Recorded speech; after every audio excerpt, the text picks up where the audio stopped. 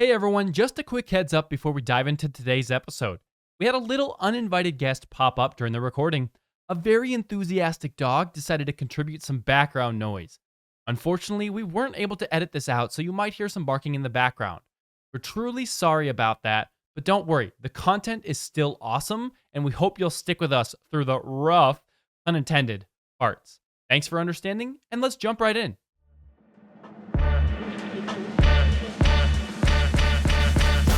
Hello and welcome to the Roll and Reflect podcast, a podcast where we bring you insights from behind the tabletop and beyond the box. I'm your host, Mark. However, Devin is away for a bit as he dives into Kickstarter, so go check out his campaign, Clash of the Coral Isles. But today, my longtime friend Dan Madsen is joining us as we talk all things Star Trek and Star Wars and fandom. Welcome to the show, Dan. Hey, Mark. Thanks for having me, man. Yeah, I'm always happy to chat with you. Yeah, man, I was just thinking about that today. We've been friends for like 37 years. I don't know. I'm not sure how it's been that long. It just doesn't seem realistic. We've known each other for, I think I've known you. You're one of my oldest friends, to be honest. Yeah, early, mid-'80s. So one of the reasons I wanted to have you on the show is that, strictly this is a board game show, and we do additional things, but I wanted to have you on because, for one, we'll get to this, but you have entered the board game world. But more importantly, I've been on so many different podcasts and shows, and I've told people about you through various mediums, all my whole board game media career life. So I thought this would be a great opportunity to have you on the show and just talk more about all our adventures and everything we've been through and all that. It's always fun because I'm like, oh yeah, I was on set for several of the Star Treks and we did all these things and people are like, what? We've done a lot of stuff together. We have. It's been pretty amazing. So, I mean, it's just been an amazing adventure in general. And I thought, this would be a great way for us to kind of kick some of that around, be fun. So tell folks more about who you are. Oh my gosh, where do I start? Yeah. Well, I've been a lifelong fan all my life. Started out collecting comic books, went into Planet of the Apes, and was a huge Star Trek fan back in the early days. Was getting really excited about the very first Star Trek movie coming out. And so I started a fan club for Star Trek, kind of primarily around Star Trek the Motion Picture. I got a job in a print shop, and I learned how to make my newsletter look better. And it got to the point where it was professional enough that it came to the attention of Paramount Pictures, who thought I was making a killing off of it. I wasn't, but they offered me the license to do the official Star Trek fan club.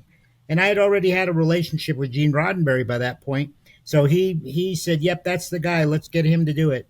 Wow. So I started the official Star Trek fan club and ran that for many years until I think it was about 87, and got a call from Lucasfilm, and George Lucas had seen what I had done for Star Trek, and they had closed down their original Star Wars fan club, but they wanted to restart it in the same vein as what I was doing for Star Trek. And but it would be Lucasfilm. We'd cover all the projects they do, and with the hopes that eventually George would get back to doing Star Wars.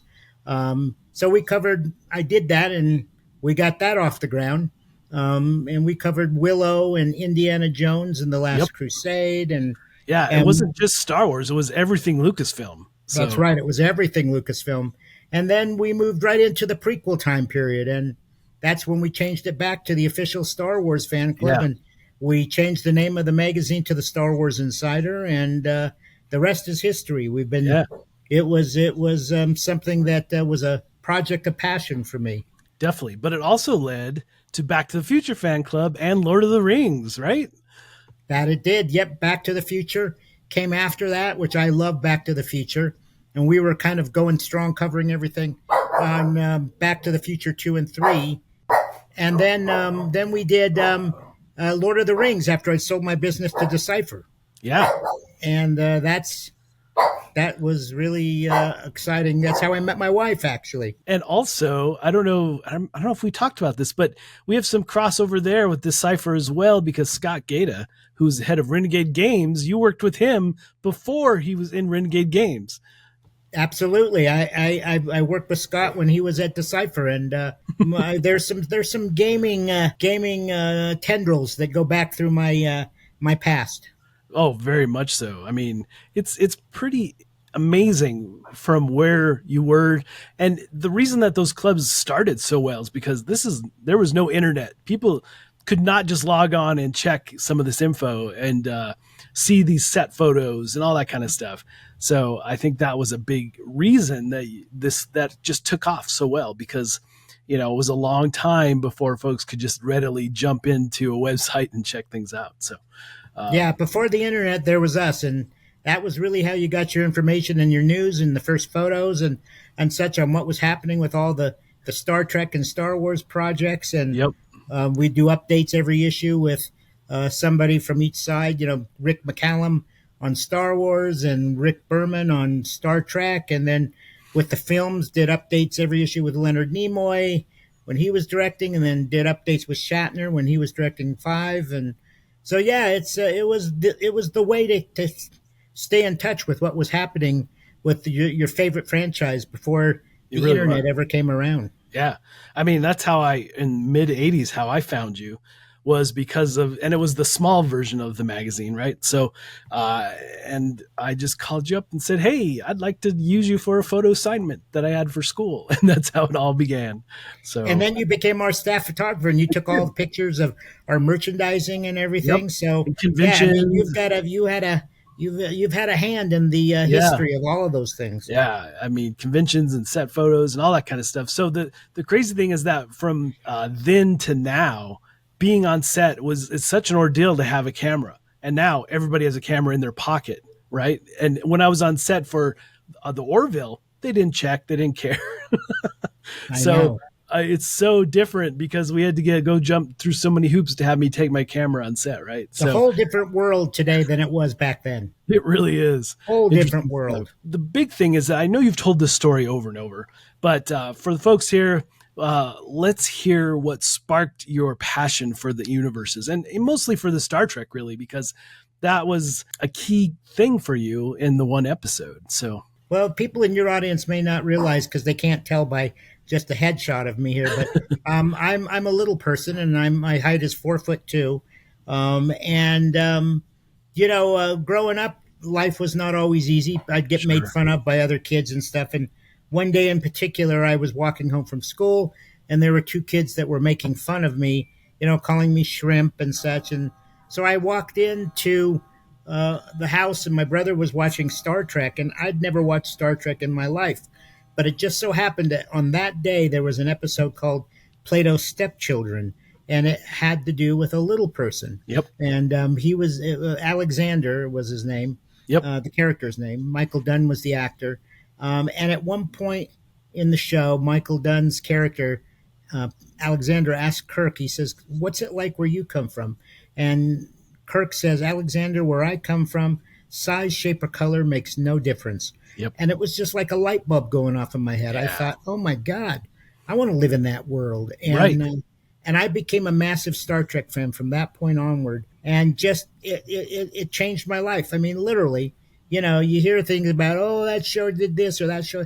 That show literally changed my life. And Yeah. there's no exaggeration in that statement. Literally changed my life from what you did as well, because so many things are different for me than they probably would have been without, if you had not been a presence in my life. So I can't thank you enough for that. That's amazing. Well, So back at you, brother. I mean, Yeah. you've been one of my best friends. So yeah. And the really neat thing too is that you got to do a film with Shatner that was called Free Enterprise, where you also dressed up as Alexander. So tell us a little bit about that. Well, my good buddy Mark Altman was making the movie with Robert Burnett, his buddy, and it was Free Enterprise. And they said, we got this big party scene, and we'd like to have you come and dress up like Alexander, and you could just be in the audience. And when Shatner's up on stage rapping, you could be down in the audience, going, yeah, yeah, yeah. And so I did, and I spent the whole night basically with Shatner. We chatted and talked, and filmed that little scene of me dancing in the audience while he's up there on stage rapping Shakespeare. And Yep. That was a fun night, but it was shot it all overnight. It was a long Long day night. because I had literally flown that morning to Lucasfilm where I had to have meetings all day. I flew from San Francisco to LA, took a cab to get to where they were shooting Free Enterprise, and did that all night. And then in the morning, I had to catch a plane back to New York because Shatner was launching these prepaid phone cards. Oh, I don't know if yeah. you remember I those. remember And he those, was yes. doing a Star Trek prepaid phone card, and he was having a big press conference, and he wanted me to be there to talk about how great it was and how cool it was. And so I flew back and was at the press conference with him doing that in New York. So yeah, after that 2 day of San Francisco, LA to New York back to Denver, I was exhausted. Exhausted. Yeah, I can Yeah. imagine. So from filming that party scene though, do you have any fun, like, I can't believe this happened moments? Well, I mean, yeah, I mean, I remember going backstage with him and his then wife, Nadine, and we sat back there, and he looked at me and he asked me honestly, he says, "Do you think this is really ridiculous, me up there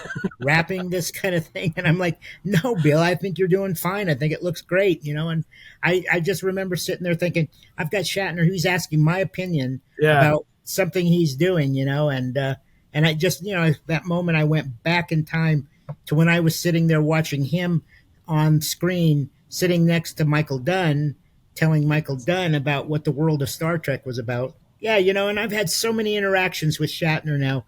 He Yep. interviewed me for one of his books. I'm working on a new documentary film with a gentleman by the name Yes. of Jeffrey Morris.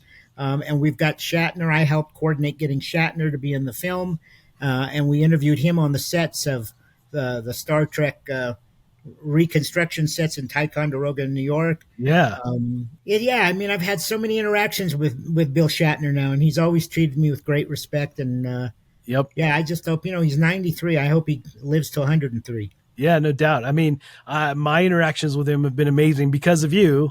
I mean, he was super nice to me that when we sat at the dome. Remember the big dome that the convention was at under the, it was that gold. I can't think of what it was, but it was where the convention was. It was their restaurant there, I guess. But we sat with him there and hung out for a long time. It was great. I think my favorite interaction still is though when you took me to meet DeForest Kelly. Just because straight up, I was in my early 20s and I was such a huge Star Trek fan all my life. So just getting to meet him through you was amazing. And the fact is that you told me ahead of time, oh, he reads the magazine. I'm like, oh, that's Yes, great. he did.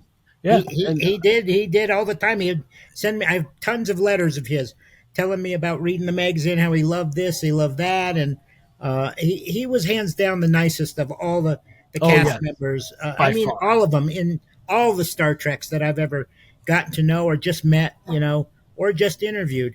He was the best. And he was the nicest. Nicest to me. And I was blown away because you introduced me. This is Mark, my photographer. He goes, oh, from the magazine. I'm like, wait a minute, you know who I am. That's right. So, yeah, no, he knew exactly. He spent a lot of time with me just talking in that back room we went to. And it was my favorite. Like, it was really my very first celebrity interaction, was with face to face kind of thing. Well, right? I'm glad it was with him because he really cared about people and he loved the fans. And you won't find a nicer human being than DeForest Kelly. And I miss him. I do too. I wish I could still see him again and introduce my wife to him because she never got to meet him. And, same. I wish I could introduce Anna and my kids. I would love to have done that. He was such a gentleman. And I only got to see him 2 or 3 times, but he remembered me every time, and it was awesome. So yeah, I can't thank you enough for all that amazing stuff we've done. So all the actors, I think, I'm trying to think of all the Next Gen and DS9 and original series. I think I've met everyone through you. So it was all usually at a convention or something, right? So it was pretty amazing. So I think one of the favorites though is that we did that convention. We actually put it on in Chicago as the magazine. That's right. So we had James Doohan and Nichelle Nichols there, right? Yep. And so was what's his name? Played one of the brownies in Willow. Oh yes. Kevin Pollock. Yeah, and yeah, that's one it. of the actors who played Doctor Who, and I just don't know. Oh, I'm I not up on forgot about Doctor Who, that. so I don't remember which one it was. Yeah, Colin I didn't. Baker.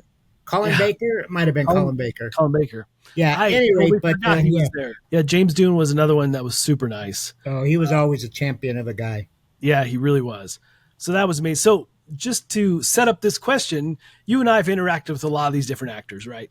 But Yeah. the two people I never did get to interact with that you did was George Lucas and Gene Roddenberry.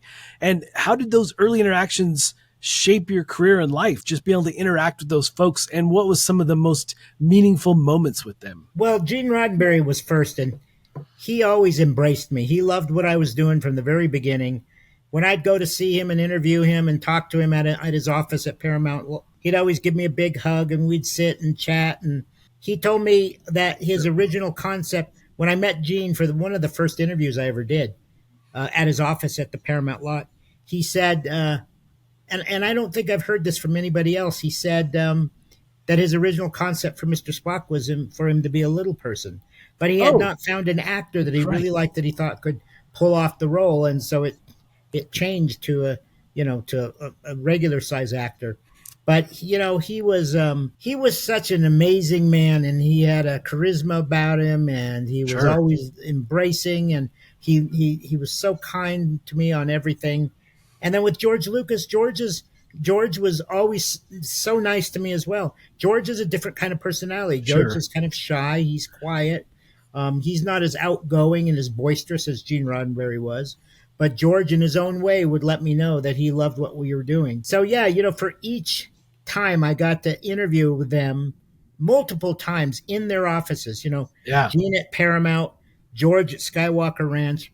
Yeah, there were moments where I had to pinch myself and think, man, do you remember when you're 14 years old and you loved Star Trek, and then Star Wars came and you were loving Star Wars, and now here you are sitting in the offices of these guys who created it all, and you're having one-on-one conversations with them, and they know who you are. And yeah, it was, those are amazing moments that you can't pay for. I was always blown away. The two folks that I wanted to meet, I didn't get to, but the stories from you are amazing, and just amazing experiences all the way around. I mean, with everything you did and then we did together, it was just, I just still can't. It's one of those things you're like, did that really happen? Absolutely, that's true. It feels like it at times, because really again, I was in my early 20s when most of this took place, so it was pretty fresh for me, and being such a just a fanboy fan, right? Yeah. And now moving to today, it feels more commonplace for me. So, well, but you've been around the block now, man. It's true. You've met and seen, your own people. I mean, you introduced me to Eddie McClintock. I loved Eddie on Warehouse 13, and I'd never had a chance to meet him. And he was here in Denver at a convention, and it was you who introduced me to him. And so it was such a switch in the roles, because I mean, it was a switch in the roles, and so you've now come into your own, and you're all your own people, your own celebrities. You've made your own name in the gaming community, so it's we each go down our own paths. And well, I truly believe that if it wasn't for you, I would not be here where I am doing it. Well, I don't know about that, because I'm pretty sure, because you would have still been involved in all of this, even if I hadn't been around. Although I think you pulling back the curtain made it easier for me to engage with these folks and so forth. So I think that's a big part of it. You've saved my butt more times than I care to mention, Mark. So yeah, I mean, we've worked together on so many things. Stuff. Yeah, you've done a lot for me. So it goes back and forth. Trust me. Of all the interactions, all the actors, directors, everybody, what is one of the most memorable moments from any of the franchises that really stands out in your memory? I have to say my cameo in episode 1. Yes. When I got the opportunity to go over to the set of episode 1, The Phantom Menace, but when I got that part and I was running out onto the set and George Lucas was directing and all the cast were there, I'm in my Star Wars costume. I just, at that point, that was another one of those points where I thought, I can't believe I'm doing this. I'm now in a Star Wars movie. If you told my 14-year-old self that would happen someday, I would have said, nah. Yeah, That's not right. gonna happen. I can relate to that for sure. And the thing is that, people tout episode 1 as maybe not the best of the Star Trek movies, right? But I always tell them my buddy Dan was in it. And I'm like, and they're like, oh, that's not great. I said, I would be in the worst Star Wars movie. Sign me up any day. The funny thing though is about episode 1, time has made people a little more generous towards it. Oh And my now God, people yes. who grew up with the prequels, there is kind of a nostalgia around it. So episode 1 has aged and hasn't got quite as critical of comments today as it did when it first opened. That is so true, because the new movies get the comments now, right? So it's interesting to me that, and I even posted a couple times in a couple places that I'm like, did we forget about episode 1, folks? Because there was so much that went wrong in that movie. I think what makes episode 1 more frustrating in general for me, and I'll love to hear what you think too, is the fact that we waited decades for the next Star Wars. And then episode 1 is what we got. And all these other movies, the new ones that came out, they weren't waiting. These people were getting these movies back to back right away. And so I think just the fact that we waited so long and then that was what we got made it just not the best of experiences. I don't know how it ever could have lived up to anybody's expectation. We'd all been waiting for so long. And after, the first 3 movies, I don't know how anything could have lived up to it. I think it could have been better than episode 1 was, Sure. but yeah, it was a tall order, was. and so it is what it is now, and that's the last of George's directing, so we won't ever see that again. That's right. And my kids love that movie. So, I mean, it's all about perspective and time and all that. So it is. It really is. And there's no question about it. Indeed. So you've been a key figure in the fan community and Star Wars, everything for such a long time. How do you think fandom has evolved over the years? The internet has changed things a lot. I'm always a bit distressed by the negativity that we see now via the internet, and Star Wars has gotten to be kind of a, it's two sides. Some people love it, and people who hate it, especially when it comes to the new projects. And it's kind of like, my feeling is that if you don't like that show, like what else you have, so. Yep. You can always like the original movies for that matter. That's the way I feel about it. I agree. And that also leads us into, because you have this vast experience over 40 years. Yeah. What advice would you give someone looking to turn their passion into a career like you have? Just go for it. Yeah. I mean, the main thing is don't let anybody tell you that you can't do it. And just do it as passionately as you can. Because, had I thought that I would get to where I am today, I would never have started. I mean, I would have started the fan club, but I wouldn't have believed that I would have had the success I've had. Sure. So I guess my feeling is that if there's something you love and you want to do it, just do it. Because, you never know. You might be one of those people who actually get a chance to do it. Putting yourself out there, what that will do, right? So yeah, absolutely, Mark. Now, absolutely. Because I do board game content, you're the reason also my first foray into doing game reviews was with you and the Lucas Arts games. I remember the day being at the office the day they arrived. It was that giant box that was to Mark Street. And that's right. I got to that too. All through their games, and I got to review them and play them and all the things and just write. And I wasn't much of a writer really, so John Davis, who has worked with you as well, a good friend of ours, he helped me and teamed up and we wrote the articles together. So it was really fun that was really my first step into like review of anything. Yeah, I remember that. Yeah, because I didn't know anything about the games, but you did. So you were the perfect person to bring in and do that. Yeah, and it was such a nice like corner aspect to the magazine that we really hadn't had before. So that was really fun. And so many other interactions too, like at the office. Like I remember answering the phone and Isaac Asimov was on the other line and you were on the phone. I had to talk to him briefly. And same, I think that happened with Harlan Ellison as well. It was just you and me in the office.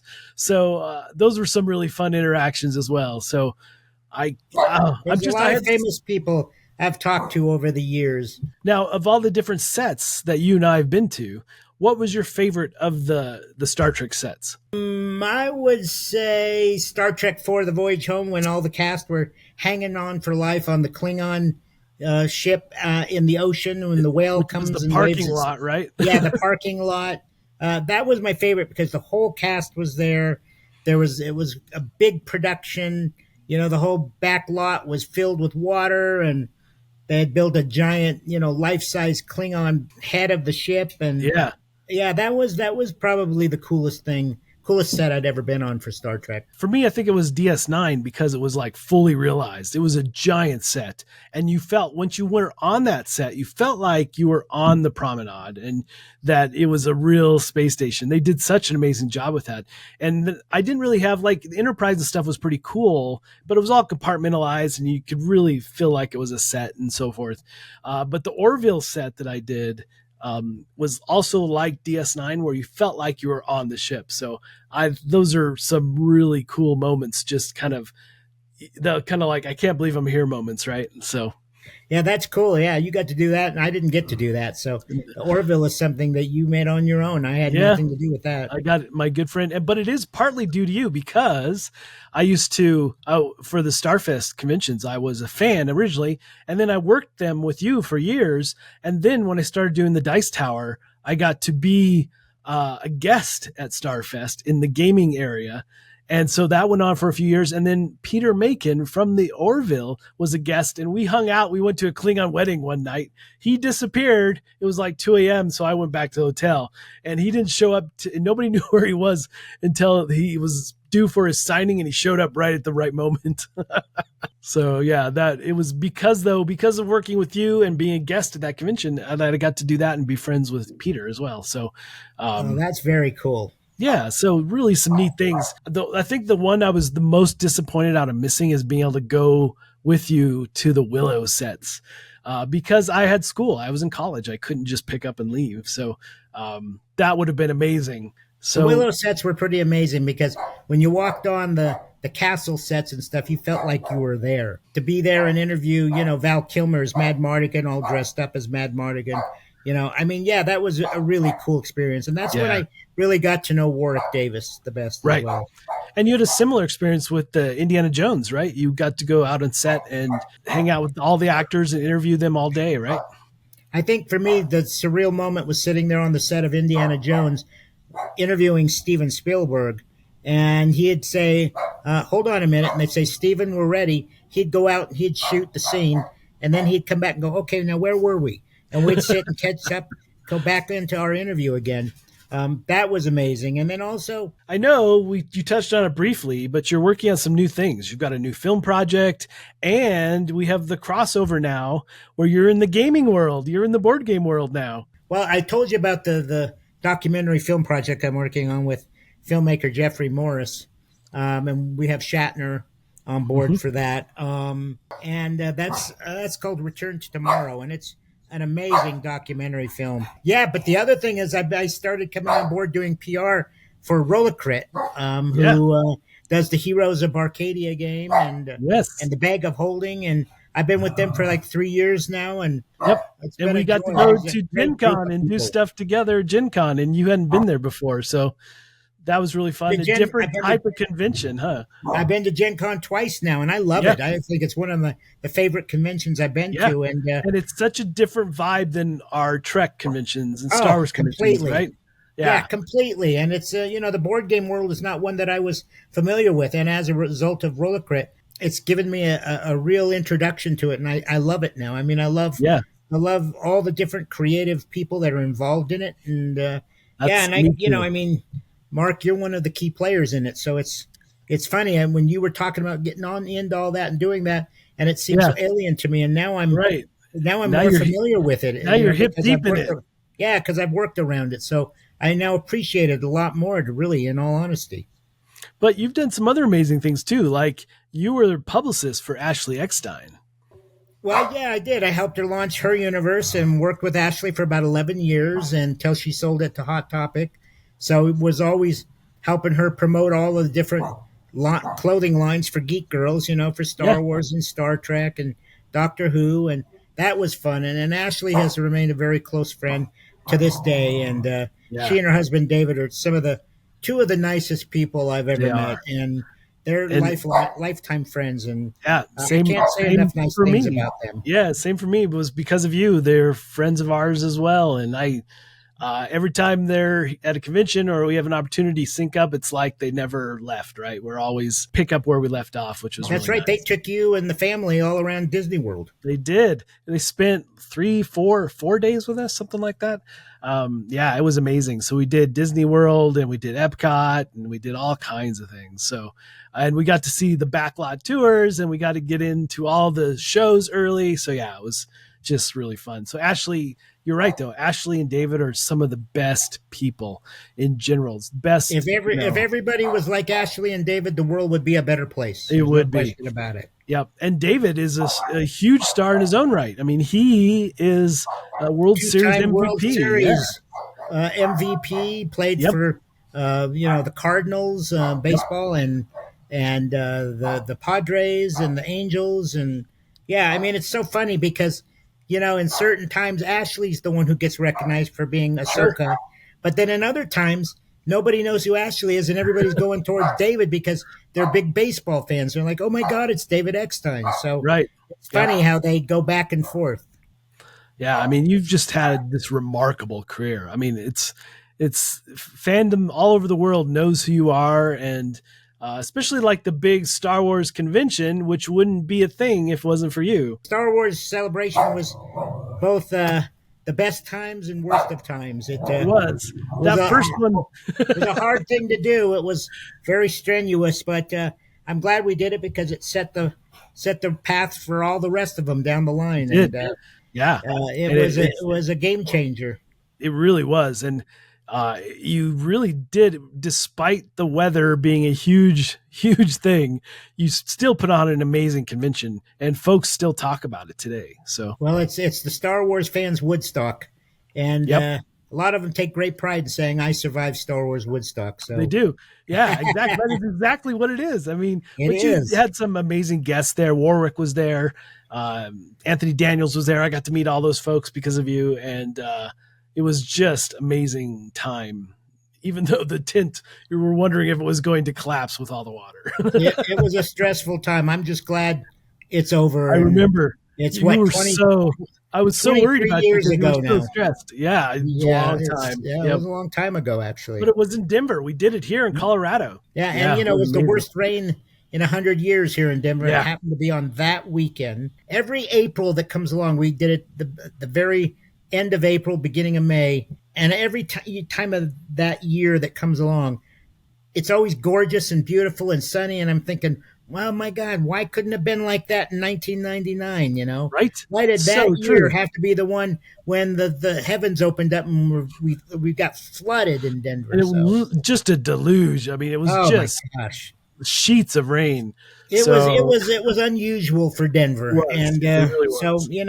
maybe it was meant to be. I don't know.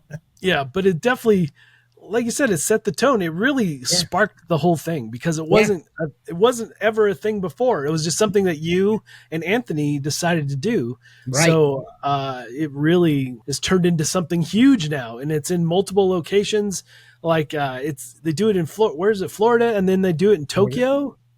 Japan, next Japan. year is Japan.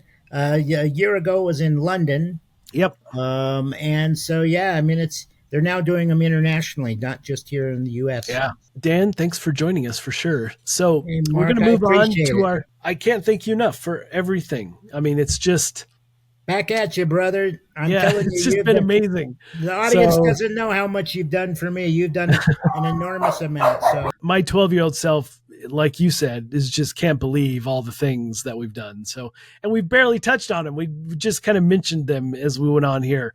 But we'll have you back on at some point and you can talk. We can dive into more things for sure. But for now, we're going to move on to our next segment called The Beyond. And this is really just a chance for us to share something that we're super excited about that maybe isn't board game related, isn't Star Trek related, isn't fandom related, whatever it is that you're excited about doing or seeing. How about you, Dan? What is it? Well, two things. Number one, the Denver Broncos won today. They did. Number two would be the new movie coming out November 1st, Tom Hanks, called Here. It just looks like a fascinating film. Can't wait to see that. That's the one with the set camera. And, Yeah, pretty. It looks great. Yeah, it looks really interesting for sure. So for my Beyond segment, it is the new, everybody knows that I love Legos like so much. And keeping within the theme of this episode, they have Jabba's barge in Lego form now, this huge collector set that I really would like to have. Very pricey, but it looks amazing. It's got all the details you'd expect and all the minifigs that come with it, but it looks fantastic. And if you get it like early, it also comes with a Luke Skywalker lightsaber in Lego. So yeah, I would like to have that. Other things that you're excited about though, you got to mention at least Lincoln. You're a huge Lincoln aficionado. Well, I've been a Lincoln collector for a long, long time. And so, yeah, I mean, Abraham Lincoln's been my hero. I've got a big collection of his stuff. And hopefully, one of these days we're going to move back to Gettysburg, Pennsylvania, and I can display the collection properly. That would be awesome. And I can't wait to see and visit when that happens. So, amen. Well, absolutely. Dan, thanks so much for being here. Folks, thanks for watching. And if you want to see our show, Roll and Reflect channel, go check it out wherever you subscribe to your podcasts or on YouTube, and follow us for sure if you can or want to. Also, special shout out again. Thanks, Dan. And Thank Laura, you, thanks for doing our timestamps. And of course, to all of you out there, all the high rollers out there listening, we appreciate you and all that you do. And we really do appreciate you tuning in. Any final words? Live long and prosper. That's perfect. So folks, until next time, may your games be legendary and your rolls be epic. Later.